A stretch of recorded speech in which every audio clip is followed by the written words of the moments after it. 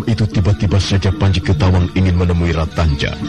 Tapi dia heran karena ruangan bilik Ratanja ternyata kosong. Hanya ada sebuah pelita menyala kecil terletak di sudut ruangan. Ratanja tidak ada. Kemana perginya Ratanja? Oh iya, aku tahu. Dia pasti pergi mengunjungi Praharsini. Nampaknya mereka berdua telah menjalin hubungan pribadi. Praharsini, perempuan dari desa Buhayabang itu nampaknya dapat memikat hati Ratanja. Tapi aku tidak akan kehilangan akal. Kalau memang Ratanja diam-diam menjalin hubungan dengan Praharsini, aku akan melaporkannya kepada Gusti Ramapati. Ratanja, berani sekali kau menjamah seorang wanita persembahan. Apakah kau tidak tahu itu artinya?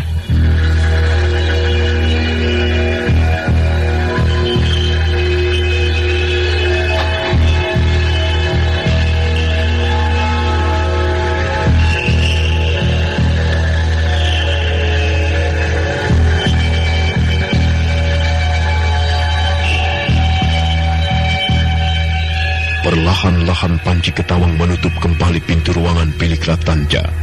Dan setelah itu dia bergegas pergi. Dia melangkah menuju ke halaman belakang, ke sebuah pondok kecil di mana Praharsini ditempatkan.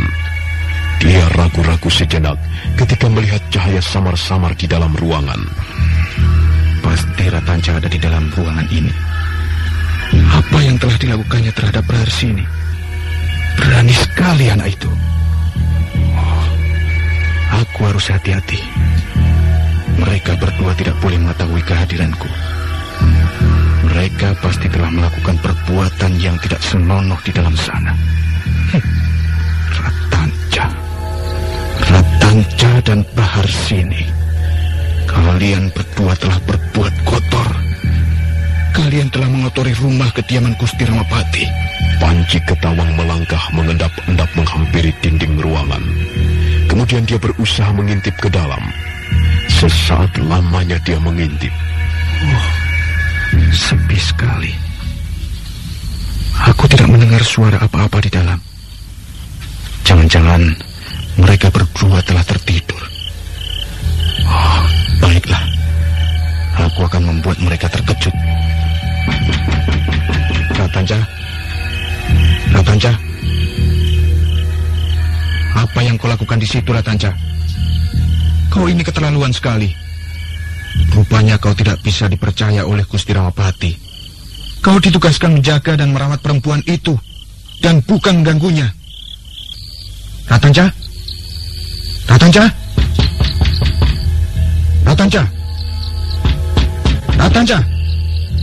Ayo, kalau kau sedang tidur, cepat bangunlah. Kalau sampai prajurit-prajurit jaga itu tahu kau tidur di sini, kepalamu akan segera menggelinding ke tanah. Cepat bangun, Ratanja. Aku ingin bicara sedikit denganmu. Aku ingin memberimu peringatan. Dan ini kulakukan karena kau adalah sahabatku. Kurang ajar. Tidak ada yang mau menjawab. Manusia-manusia busuk. Mereka akan segera menanggung perbuatan yang tidak senonoh ini.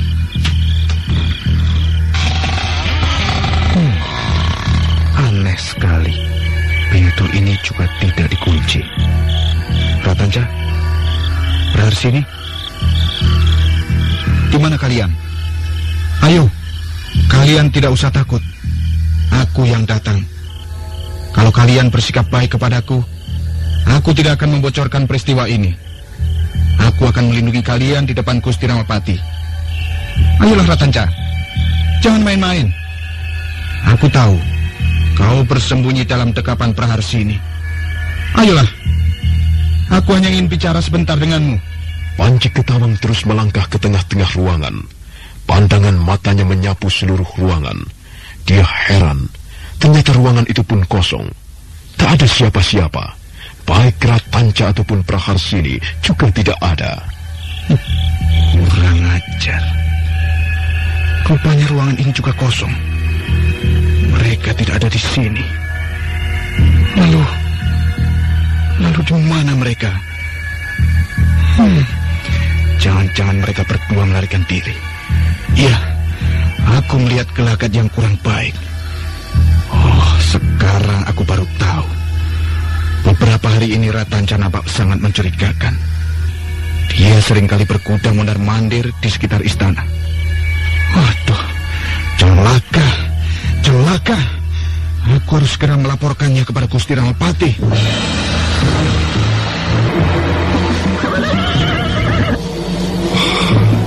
Lihatlah Praharsini, kita bisa menggunakan tenaga binatang ini untuk membawa kita pergi dari kota Raja Majapahit. Nampaknya kuda ini cukup kuat, Ratanca. Iya, mudah-mudahan saja dia cukup kuat membawa kita lari. Apakah keadaan kita sekarang sudah aman, Ratanca? Sama sekali belum. Kita masih harus melewati satu pintu gerbang lagi. Pintu gerbang samping kiri alun-alun. Dan mudah-mudahan saja prajurit-prajurit menjaga pintu gerbang tidak mencurigai kita. Ratanca. Ratanca. Ada apa Praharsini? Mengapa suaramu gemetar? Kau takut? Iya. Terus terang, aku merasa sedikit ketakutan. Apakah pelarian ini akan berhasil, Ratanca? Siapa bisa memastikannya? Sekarang kita sedang berusaha. Mudah-mudahan saja kita berhasil. Kalau tidak, ya, aku sendiri tidak tahu nasib apa yang akan menimpa diri kita berdua. Kau adalah seorang wanita persembahan. Kau adalah seorang wanita terpilih. Hanya Gusti Prabu Jayanegara yang berhak menyentuh tubuhmu.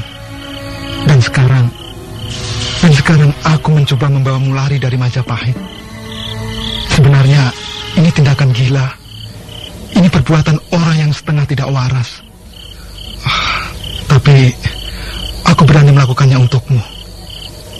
Karena kau terus mendesak. Karena kau merintih-rintih di depanku. Ya, aku terpaksa Praharsini. Ratanca, aku tidak bermaksud melibatkanmu dalam perkaraku ini. Dan aku tidak bermaksud membuatmu susah. Sudahlah, semuanya sudah terlanjur. Sudah kepalang basah. Kita sudah berada di luar tembok benteng kota Raja Majapahit. Dan kita harus meneruskan niat kita. Ratanca. Iya. Kalau sekiranya kau ragu-ragu, biarlah aku meneruskan pelarian ini sendirian. Kau tidak usah menyertaiku lagi. Tidak bisa begitu, Praharsini. Kau tidak akan bisa melarikan diri tanpa aku. Kau belum tahu suasana di sekitar tempat ini. Kau pasti akan tertangkap nanti. Tapi Ratanca, aku kasihan padamu. Kau terpaksa melibatkan diri. Mengapa kau berani sekali menempuh bahaya ini bersamaku? Ya, entahlah Praharsini. Aku sendiri tidak tahu. Aku tiba-tiba merasa kasihan padamu. Aku tidak rela kau menjadi wanita persembahan. Telah beberapa malam ini, aku hampir tidak bisa tidur karena memikirkanmu. Aku menimbang-nimbang. Sulit sekali rasanya membuat keputusan itu. Tapi, akhirnya aku menempuh jalan ini. Nah, Praharsini, ayolah. Kita tidak bisa lama-lama berada di tempat ini. Mudah-mudahan saja prajurit-prajurit di rumah kediaman Gusti Ramapati belum tahu apa yang akan terjadi. Dengan begitu, kita memperoleh kesempatan yang cukup leluasa untuk meninggalkan istana ini. Ayo Praharsini, naiklah. Ratanca, ya. Kau baik sekali. Cepat naiklah. Kita tidak mempunyai waktu banyak. Bagaimana? Kau sudah siap Praharsini? Aku akan segera melarikan kuda ini. Ratanca, ya. Bolehkah aku mendekap pinggangmu? Aku takut terlempar ke jalanan kalau kuda ini nanti berlari kencang. Aku tidak ingin melihatmu terlempar ke jalanan. Dekaplah pinggangku erat-erat. Awas Praharsini. Pelan-pelan Ratanca, pelan-pelan. Panji, kau jangan membuat laporan yang tidak-tidak. Coba ulangi sekali lagi, Ampun Gusti Ramapati. Apa yang baru saja hamba laporkan bukanlah mengada-ada. Hamba datang ke ruangan bilik Ratanca, dan ruangan itu kosong. Ratanca tidak ada. Demikian pula ruangan bilik Praharsini. Hamba yakin mereka berdua secara diam-diam merencanakan sesuatu, Gusti Ramapati. Apa kau sudah mencari ke tempat yang lain? Ampun Gusti. Hamba sudah menanyakannya kepada beberapa orang prajurit jaga, dan mereka tidak melihatnya. Demikian pula hamba sudah menanyakannya kepada beberapa orang emban. Tidak ada seorang pun di antara mereka melihat Ratanca ataupun Praharsini, Gusti. Ketika Panji Ketawang mengulangi laporannya perihal Ratanca dan Praharsini, pada saat itulah Rawadeng dan Rayuyu datang tergopoh-gopoh. Ada apa Rawadeng? Rayuyu, mengapa kalian datang tergopoh-gopoh? Ampun Gusti, beberapa orang prajurit jaga menemukan seutas tambang yang terkait di tembok benteng, Gusti. Tambang? Benar, Gusti. Inilah tambangnya, Gusti. Lihatlah, Gusti. Di bagian ujungnya dipasang besi melengkung, alat untuk mengkait, Gusti. Pasti alat ini dipergunakan untuk melarikan diri. Benar, Gusti. Pasti ada salah seorang penghuni rumah kediaman Gusti berusaha untuk melarikan diri. Kalau begitu benar apa yang dilaporkan Panji Ketawang, Ratanca. Jelas Ratanca dan Praharsini berusaha melarikan diri. Cepat Rayuyu, Rawadeng, kejar mereka. Bawalah beberapa orang prajurit, tangkaplah Ratanca dan Praharsini.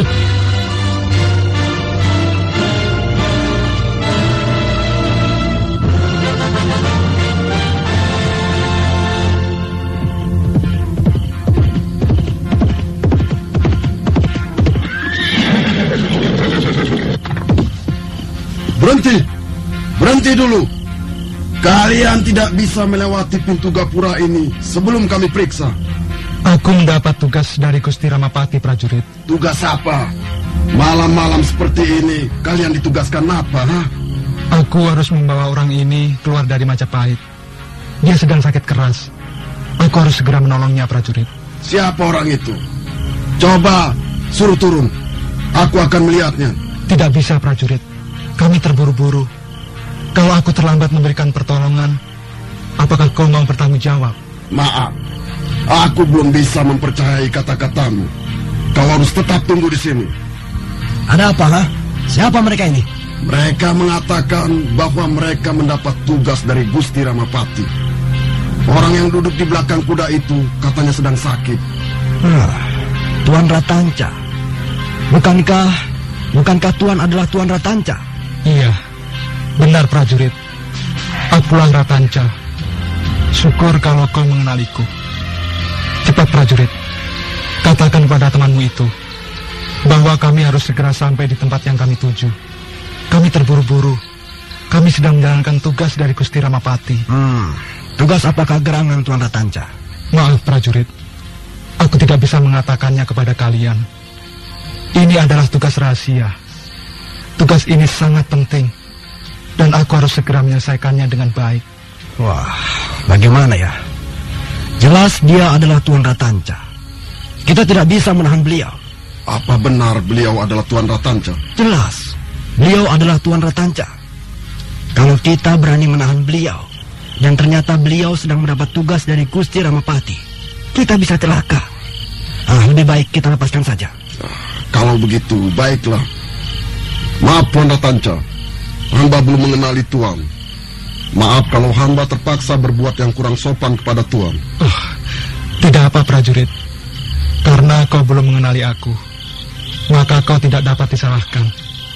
Sekarang cepat, minggirlah kalian. Aku mau lewat. Silakan Tuan. Silakan Tuan Ratanca.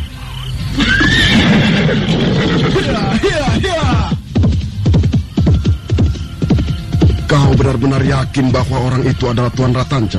Mataku masih awas, dan ingatanku masih cukup baik. Dia adalah benar-benar Tuan Ratanca. Sudahlah. Tuan Ratanca adalah orang kepercayaan Gusti Ramapati. Beliau tidak akan berani berbuat yang tidak-tidak. Kita harus mempercayainya. Tapi mau apa Tuan Ratanca berkuda malam-malam begini? Mencurigakan sekali.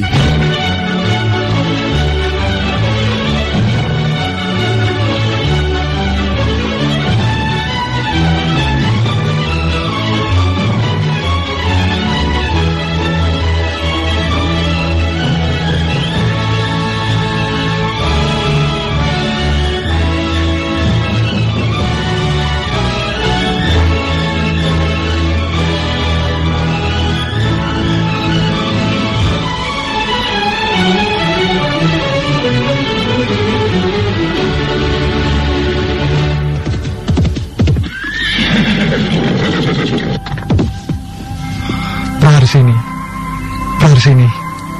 Sekarang kita sudah berada di luar perbatasan kota Raja Majapahit.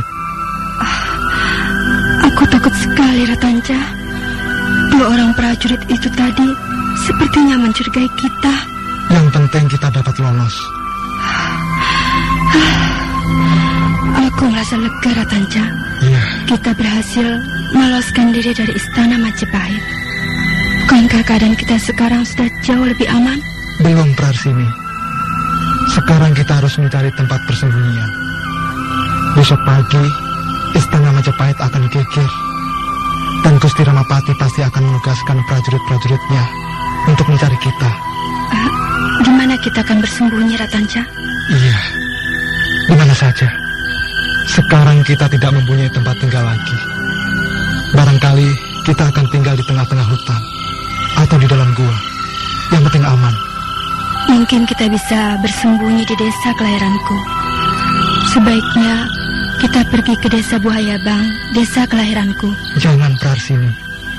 Aku takut Gusti Ramapati menyuruh prajurit-prajuritnya menggerebek desa kelahiranmu. Kalau kita pergi ke desa Buayabang, sama halnya kita menghampiri moncong-moncong buaya. Sudahlah, kau tidak perlu memikirkan soal itu. Ikuti saja aku. Kita pasti akan mendapatkan tempat persembunyian yang aman. Paling tidak untuk sementara waktu.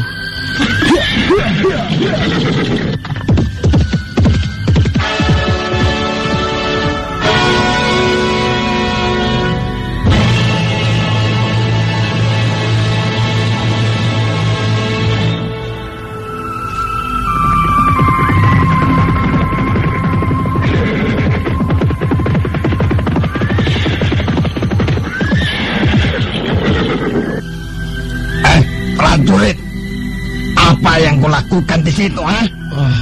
Tuan Rawedeng. Ampun Tuan.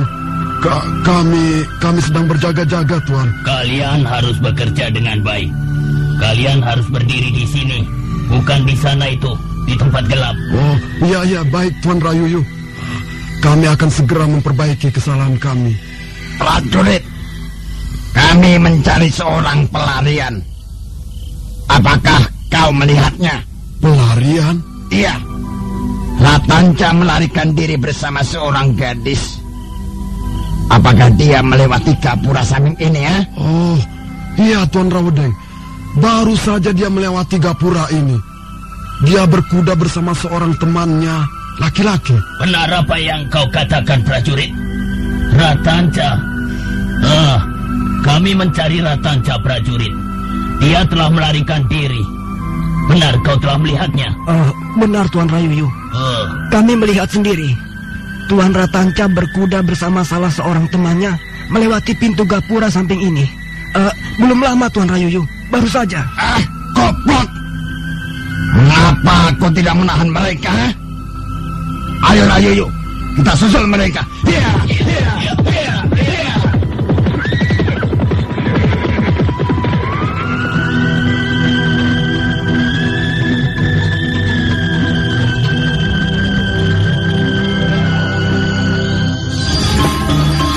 Saudara pendengar, bagaimanakah kisah selanjutnya? Simak terus drama radio serial Mahkota Mayangkara.